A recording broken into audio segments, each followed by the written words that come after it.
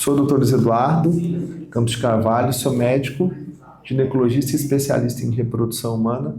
E hoje um vídeo um pouquinho diferente para vocês aí, sobre assim, muitas dúvidas que as gestantes têm quando começa o pré-natal, sobre medicamento, alimentação, enfim, né? Então, seria mais aí pergunta e resposta, né, sobre esses principais temas, vamos dizer assim, em relação ao que a gestante pode, o que não pode, enfim, mais para esclarecer aí essas dúvidas do início do pré-natal.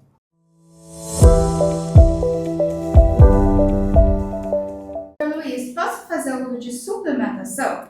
Então isso é uma coisa muito comum hoje, né, que as gestantes chegam no consultório, né, sobre a suplementação de creatina, whey protein, enfim.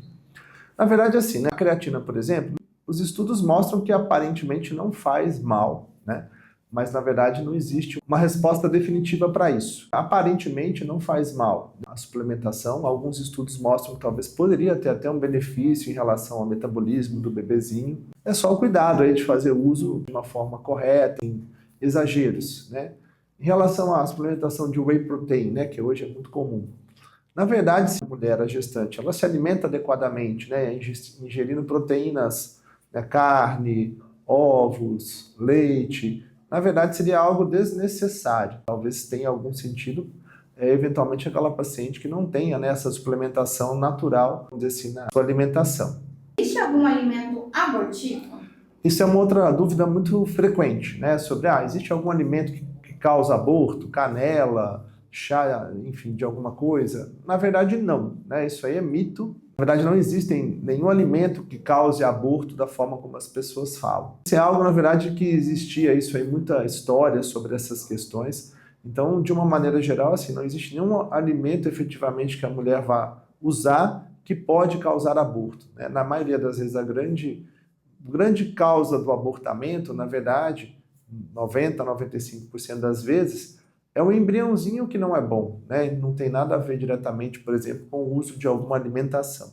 Por que grávidas não podem comer peixe cru? Então, essa é uma outra dúvida, né? Na verdade, não existe muito essa relacionada, posso comer comida japonesa, peixe cru? Na verdade, não é em relação principalmente à questão do peixe, né? Cru. Na verdade, o maior problema é a ingestão de carne, principalmente carne de porco, carne de vaca, né? Ou seja, crua, que pode estar associado aí à transmissão de uma doença que pode ser grave, causar, vamos dizer assim, malformações, né, principalmente cerebrais, microcefalia, que é a toxoplasmose. Mas ela também é transmitida através de água contaminada. Então, na verdade, essa questão basicamente é evitar realmente aí alimentos mal cozidos, né, mas principalmente carne de porco e carne de vaca. No peixe, é questão de intoxicação. A gente vê, por exemplo, nesse final de ano, as pessoas se contaminaram na praia, né? Então é lógico, uma gestante que ela pega uma contaminação, tem um quadro de diarreia, um quadro pode ser uma coisa mais grave pelo fato dela estar gestante. Então, em relação à alimentação, é mais evitar aí alimentos crus ou mal lavados, né? Justamente pela possibilidade de transmissão de alguma doença infecciosa.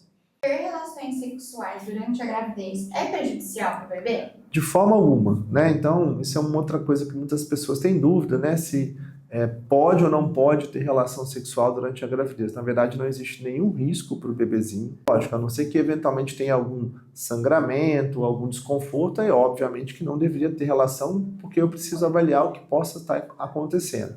Mas desde que não exista nenhum desconforto, nenhum sangramento, as relações sexuais elas podem ocorrer até perto, né, do nascimento do bebê. Então não existe nenhuma restrição efetivamente sobre isso. É lógico que eu tenho algumas situações que, se existe alguma patologia, algum problema, né, enfim, aí é uma outra situação.